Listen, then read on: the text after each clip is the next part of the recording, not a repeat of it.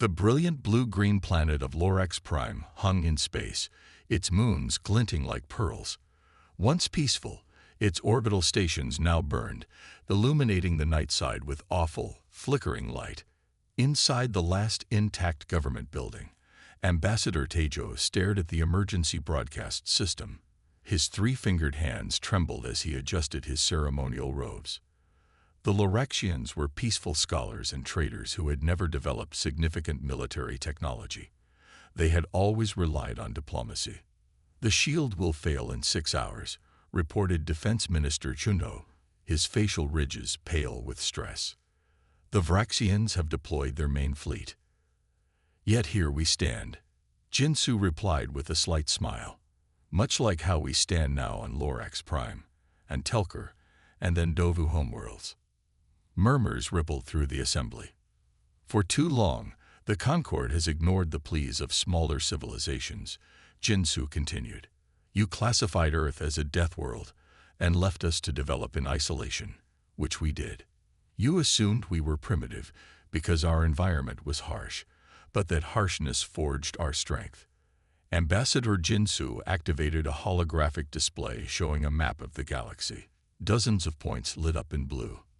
"These are worlds that have reached out to Earth since the Battle of Lorax Prime," she explained, "all seeking protection that the Concord would not provide."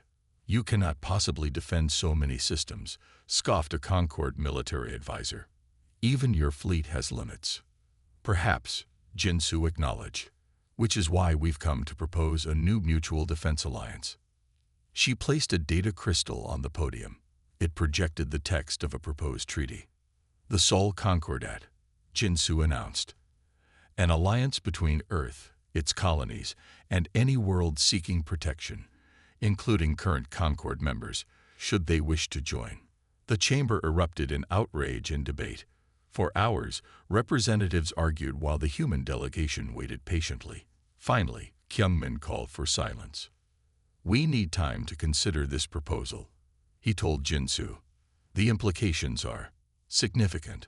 "Of course," Jinsu replied. "Earth understands the value of careful deliberation.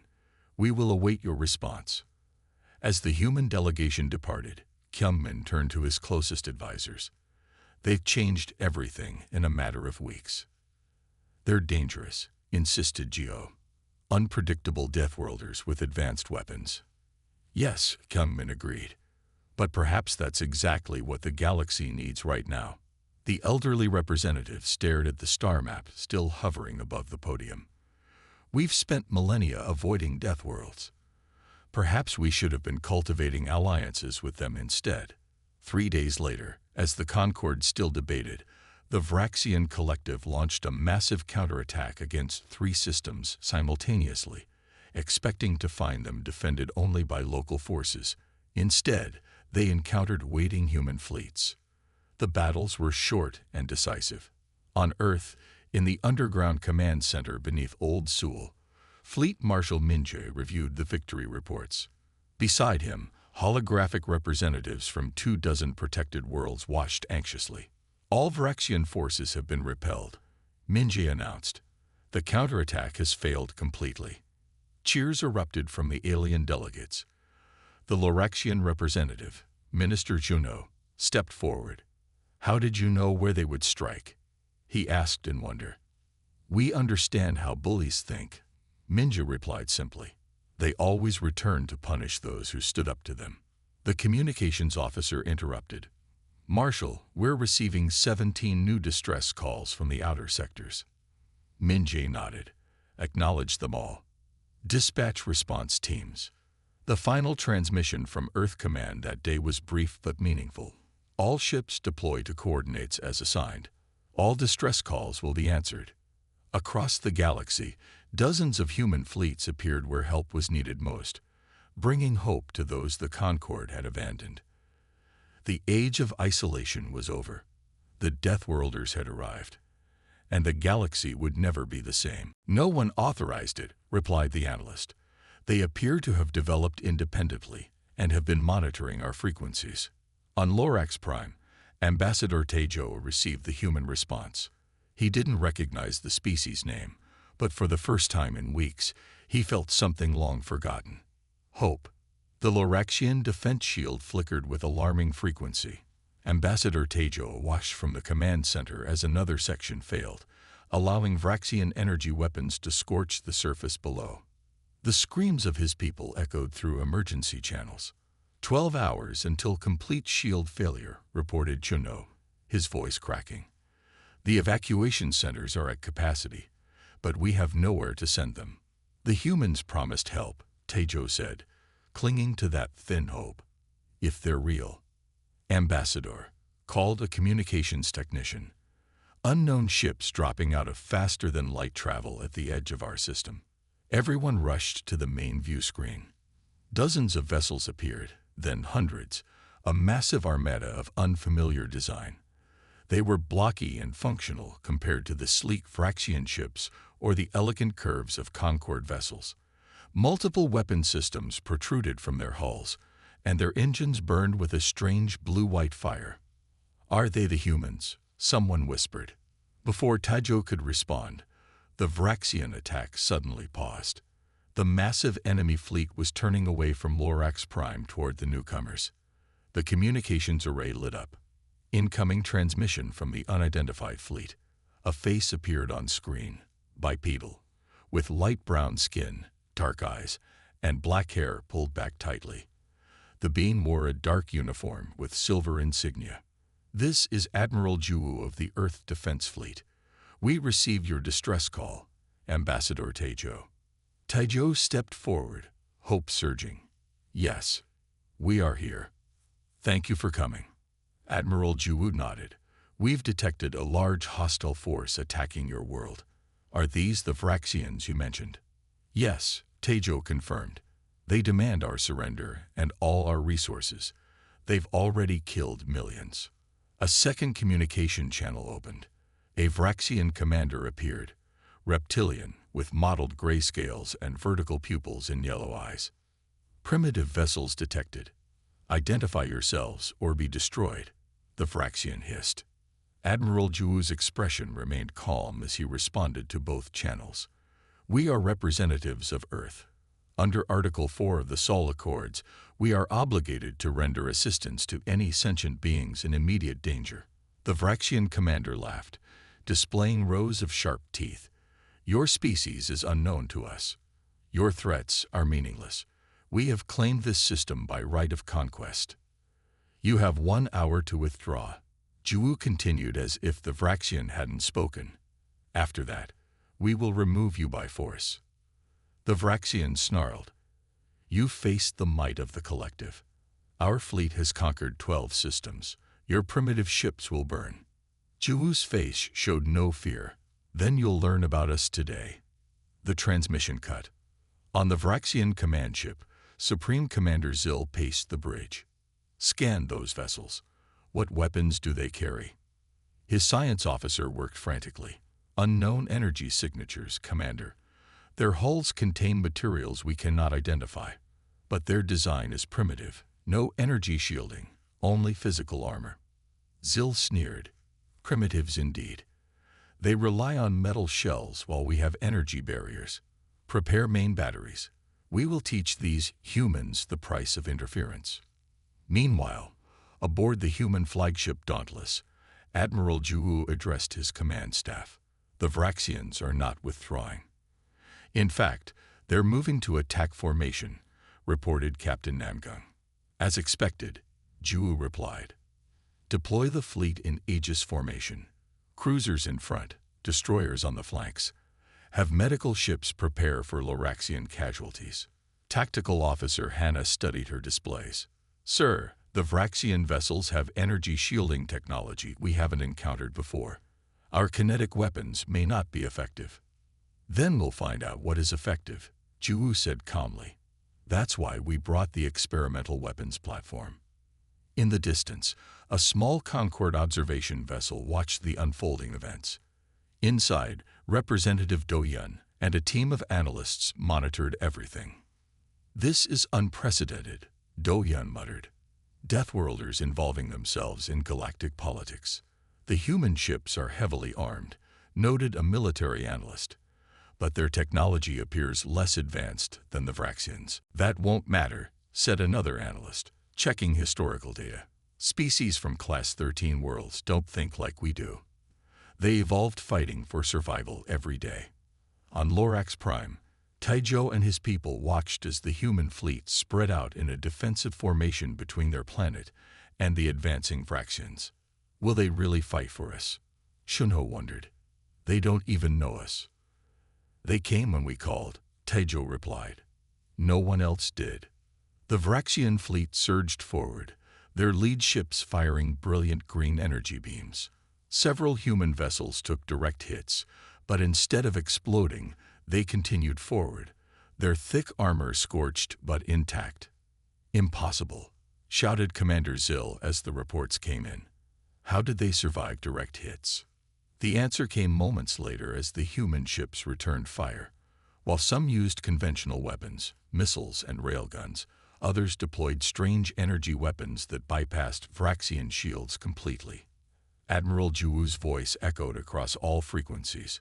Vraxian Collective, you were given an opportunity to withdraw peacefully. That opportunity has expired. The Earth Defense Fleet is now engaged.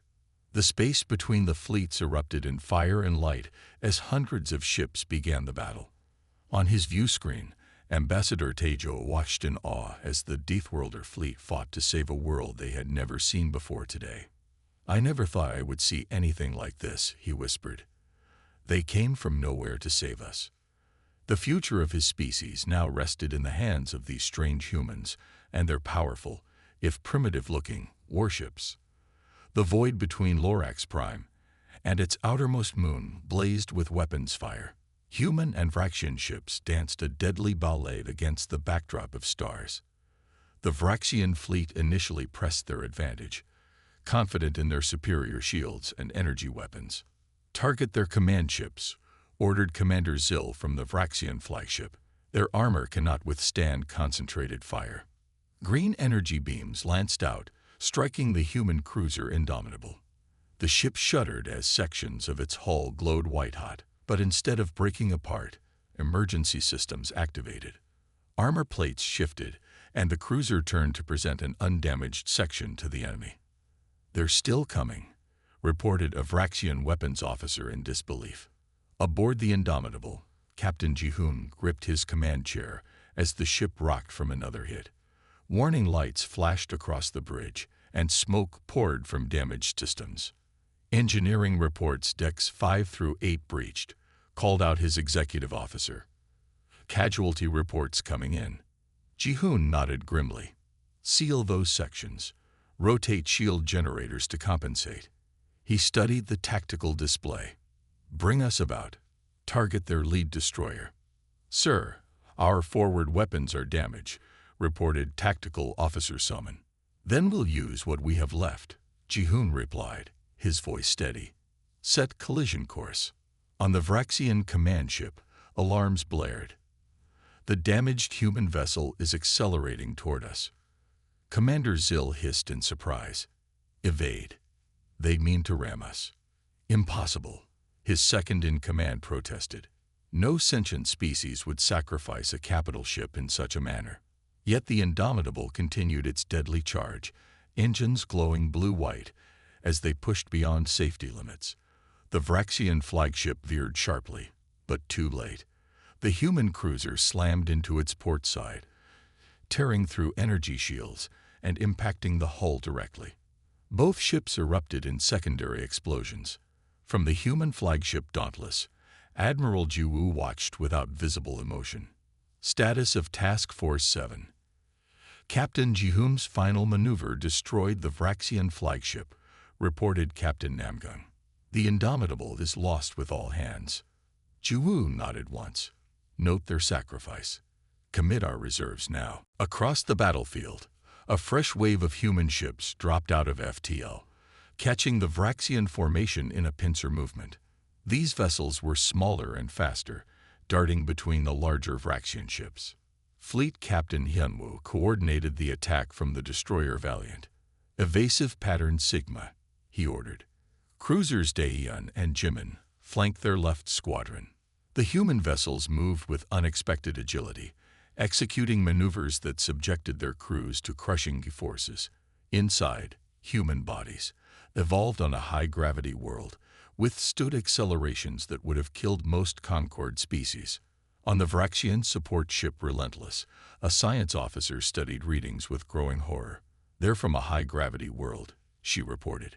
"Their physiology can withstand accelerations our pilots cannot match." The tide of battle shifted. Where the Vraxians expected the humans to retreat when damaged, they instead became more aggressive. Crippled human ships deliberately collided with Vraxian vessels. Others conducted suicidal attack runs to protect damaged allies. "They're still fighting," screamed a Vraxian officer as a damaged human cruiser rammed into their command ship, despite taking hits that had sheared off half its hull. "How are they still conscious after that acceleration?" The human approach baffled the Vraxians completely. Their battle doctrine, developed over centuries, assumed rational opponents who valued self-preservation. These humans followed no such logic. From the Concord observation vessel, Representative Do-Yun watched in shock. "This confirms everything in our Deathworlder classification," he told his analysts. "They've evolved with completely different survival instincts." On the Dauntless, Admiral Juwu studied the shifting battle. "Deploy the kinetic strike platforms," he ordered. "Target their fleet concentrations." From the rear of the human formation, specialized vessels moved forward. They carried no conventional weapons, only massive railguns designed to accelerate projectiles to near-relativistic speeds. "Firing solution locked," reported Tactical Officer Hannah. "Kinetic platforms ready." "Fire," Juwu said simply. The platforms discharged their weapons with little visible effect. No energy beams, no explosive projectiles. But moments later, Vraxian ships began to shatter as metal slugs moving at incredible speeds punched through their shields as if they weren't there. Commander Zill's second-in-command, now in charge of the remaining Vraxian forces, stared at the casualty reports in disbelief. "Order all ships to fall back to position Delta. Regroup at the jump point." But the human fleet, sensing victory, pressed their advantage. Smaller attack craft swarmed the retreating Vraxians, targeting engines and weapon systems. 6 hours after the battle began, Admiral Juwu received the report he'd been waiting for. "All Vraxian vessels have either been destroyed or have jumped out of the system. Lorax Prime is secure." Throughout the Loraxian cities, cheers erupted as the news spread. Ambassador Tejo sank into his chair, overwhelmed with relief and gratitude. "They saved us," he whispered. "These humans we'd never met before today." On the observation vessel, Representative Do-Yun composed an urgent message to the Concord Council. "Humanity has arrived on the galactic stage. Everything we thought we knew about galactic balance has changed today." As the human fleet regrouped, Admiral Juwu looked at the cost. 27 ships lost, thousands of crew members dead or injured. Yet they had saved billions of Loraxians. "Prepare landing craft," he ordered. "It's time to properly meet the people we came to save." The Grand Assembly Hall of Lorax Prime gleamed with newly polished surfaces, hastily repaired after the Vraxian bombardment. Banners of blue and silver, the colors of Earth, hung alongside the traditional green and gold of the Loraxian Republic. Ambassador Tejo moved through the crowded room, his ceremonial robes sweeping the floor as he greeted human officers with deep bows. "Our eternal gratitude to the heroes of Earth," he said to Admiral Juwu. "Without you, our civilization would be ashes." Admiral Juwu nodded politely. Shorter than the willowy Loraxians, the compact human nonetheless commanded attention with her presence alone. "We responded as anyone should to a call for help. Yet no one else did," Tejo replied softly. "The Galactic Concord received our distress call just as you did." Around them, humans and Loraxians mingled cautiously. Medical teams treated wounded from both species, scientists compared notes on technology, and security teams established joint patrols of the system. "Admiral," called Captain Namgung, approaching with a data tablet. "Scouts report no sign of Vraxian reinforcements. They appear to have abandoned this sector entirely." Good, Ju said. Maintain alert status regardless. They may return. The doors to the assembly hall swung open, and a delegation of unfamiliar aliens entered. Their slender forms were encased in environmental suits of varying designs. The Galactic Concord representatives have arrived, Tejo said, his voice cooling noticeably. Leading the Concord delegation was Diplomat Sungo, his face visible through the clear front of his helmet. He approached with careful steps, flanked by aides and security. Ambassador Tejo, Sungo began, the Concord extends its relief at finding your people safe. We came as quickly as possible to establish proper diplomatic channels and discuss next steps for recovery. 3 days after the battle ended, Tejo noted, when our new human allies had already secured our system and begun medical relief efforts. Sunho turned to Admiral Juwu with a practiced smile. And you must be the commander of the Unexpected Intervention Force. The Concord thanks you for your assistance in this unfortunate situation. Admiral Juwu, Earth Defense Fleet, she replied simply. Yes. Well, Sungo continued, we must discuss proper protocols for interspecies first contact and the established guidelines for military operations within Concord-adjacent space. Your intervention, while well-intentioned, bypassed numerous diplomatic channels. We've already established a defense treaty with the Loraxians, Juwu stated flatly. The documents were signed yesterday. Sungo blinked rapidly. That's not possible. All treaties involving non-Concord members must be reviewed by the Diplomatic Corps before. Earth is not a member of your Concord, Juwu interrupted. Neither were the Loraxians. We made a direct agreement as sovereign powers. The assembly hall had grown quiet as others noticed the tense exchange. This is highly irregular, Sungo protested. Humanity was classified as a pre-spaceflight civilization until very recently. Your sudden appearance with a battle fleet raises serious questions about what? A new voice entered the conversation as Captain Soman stepped forward. The left side of her face bore fresh burn scars from the battle. About how we developed without your permission, or about how we answered a call you ignored. Sunho drew himself up. Your species was not authorized to develop FTL technology without oversight. The Concord monitors developing worlds to ensure safe integration into the galactic community. Earth has been monitoring alien communications for decades, Juwu revealed. We detected your observation posts in our system 20 years ago. We developed our own FTL and built our fleet in secret while watching how your Concord operates. A shocked murmur ran through the Concord delegation. Impossible, Sungo whispered. Your species was pre-spaceflight just 50 years ago. Necessity accelerates innovation, Captain Soman explained. We come from a world you call a death world. We're used to overcoming impossible challenges. Ambassador Tejo stepped forward. The treaty stands, Representative Sungo. Earth has promised defense ships to remain in our system, and we have granted them a permanent base on our outer moon. But you don't understand, Sungo insisted, looking increasingly desperate. Humans are from a Class 13 death world. Their evolution in such extreme conditions makes them. He stopped abruptly. Makes us what? Admiral Juwu asked quietly. Unpredictable, Sungo finished lamely. Juwu smiled. Yet predictable enough that when we heard a call for help, you knew exactly what we would do. Later that evening, after the formal reception ended, Tejo and Juwu stood on a balcony overlooking the Loraxian capital city. Lights were returning to districts that had been dark since the invasion. Your Concord friends seemed upset about our treaty, Juwu observed. Tejo made a gesture of dismissal. The Concord operates on control.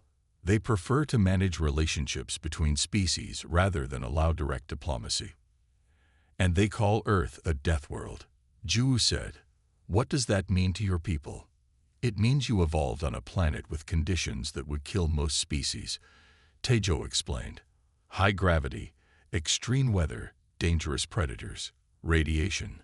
The Concord classifies such worlds and generally avoids contact with species from them. Juwu laughed softly. We just call it home. How many colonies does Earth have? Taejo asked carefully. 17 worlds across 12 star systems, Ju replied. All what you would call death worlds. They're the only planets where we feel comfortable. Taejo stared in amazement.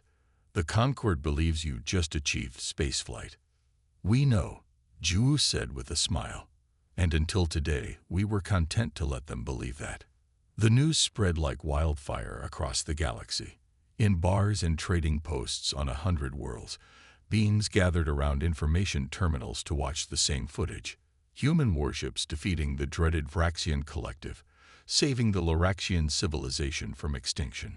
Species that had lived in fear of Vraxian expansion now whispered a new word: humans. On the desert world of Paraxis, a small colony of refugees watched the broadcasts with growing hope. Their homeworld had fallen to the Vraxians 2 years earlier. Could they help us too? Asked a young female, her scales glinting in the light of 3 moons. The elder nodded slowly. Perhaps. They answered when no one else would. That night, they sent their own distress call into the void. They were not alone. Across dozens of systems, threatened species began transmitting directly to Earth rather than to the Galactic Concorde. Messages poured in. Pleas for help, offers of alliance, requests for technology. At Concorde headquarters on the artificial world of Harmony, emergency sessions ran continuously for days. The Grand Chamber, designed to accommodate representatives of all 17 member species, buzzed with angry voices. Elder Representative Kyungmin called for order, his amplified voice cutting through the chaos. We must address the human situation immediately. They violated countless protocols, complained Representative Jiho. Unauthorized technology development, military intervention, unsanctioned treaties. And yet, Kyungmin noted quietly, they did what we refused to do. They saved the Loraxians. A hush fell over the chamber. 6 more defense treaties have been signed between Earth and non-Concorde worlds, reported diplomat Sungho, recently returned from Lorax Prime. They're establishing what they call protected systems throughout the sector. They're building an empire, someone muttered. No, corrected Kyungmin. They're building a shield for worlds we abandoned. The massive doors at the end of the chamber swung open.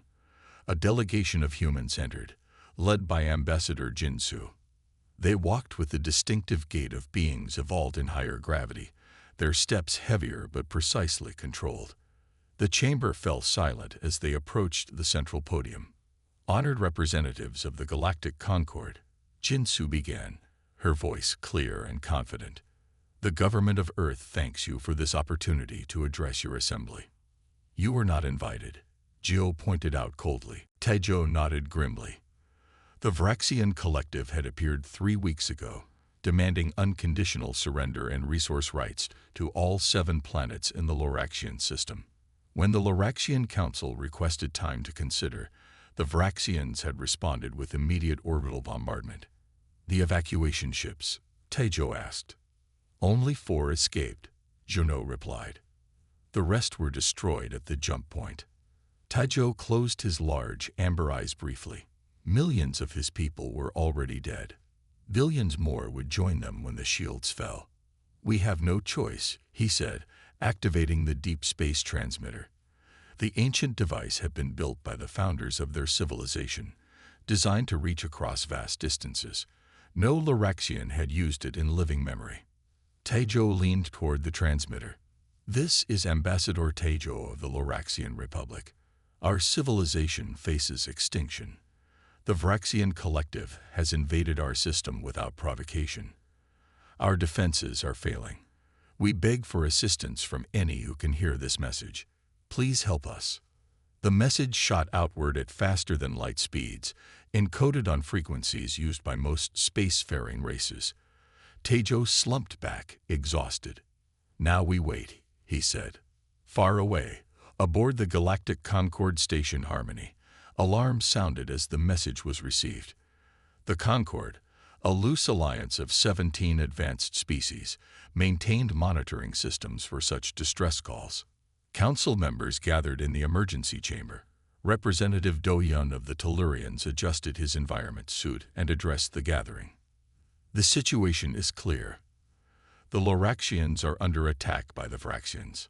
The Vraxians have violated Concord directives, noted Councillor Minji, her feathered crest rising in agitation. We should deploy peacekeepers. Admiral Yunji, the military commander, displayed tactical projections. The Vraxian fleet outnumbers our available forces 3-1. Intervention would result in significant casualties. And the Loraxians are not even Concord members, added Representative Jiho, his voice bubbling through his aquatic translator. They declined membership 2 centuries ago. Do-Yun nodded solemnly. We will send observers, but we cannot justify military intervention for a non-member species against such overwhelming force. The vote was swift and nearly unanimous. The Loraxians would receive sympathy but no help. Meanwhile, in a system not on any Concord charts, a different response unfolded. On the bridge of the Earth Defense Force flagship Dauntless, Communications Officer Park frowned at her console. Admiral, we've intercepted a distress call.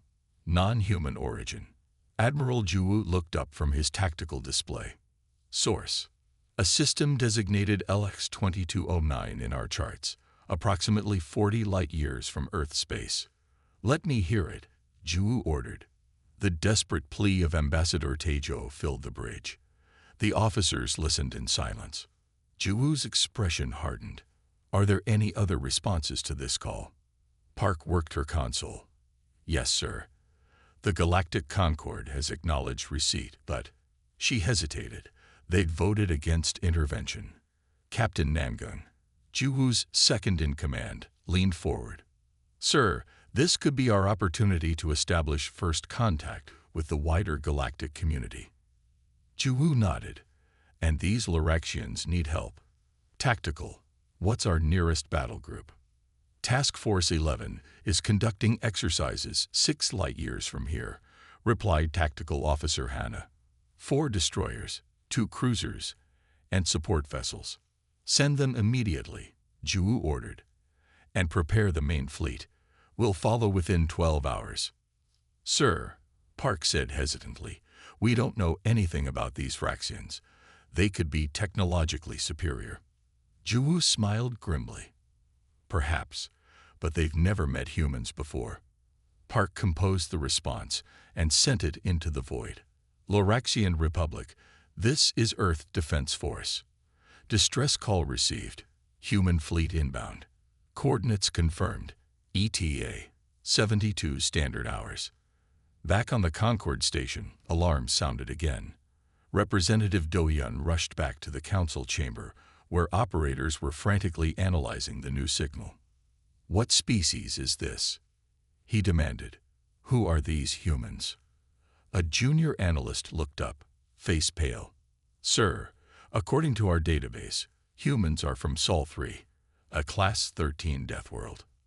Silence fell across the chamber. Deathworlds were planets with extreme gravity, radiation, temperature variations, and aggressive life forms. Species from such worlds were typically strong, resilient, and dangerously unpredictable. Who authorized contact with the humans? Demanded Councillor Minji, her feathers now fully erect in alarm. They're not supposed to even know about interstellar communications.